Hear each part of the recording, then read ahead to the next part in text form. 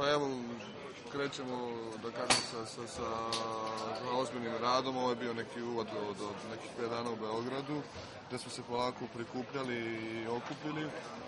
Mislim da svi znamo šta nas čeka, to je sigurno jednih napornih 14 dana, ali u principu mislim da smo zaista spremni na to i eto. Mislim, po meni da je ovo najvažniji deo pripreme.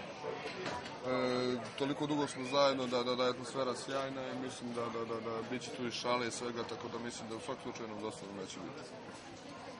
Pa mislim da je to možda i naš problem što smo neočekivano napravili 2 sjajna uspeha i samim tim stavili jednu obavezu više da i na ovom evropskom prvenstvu napravimo jedan dobar rezultat. Iskreno, za mene dobar rezultat bi bio i plasman na olimpijadu, a to je recimo do nekog 5. mesta.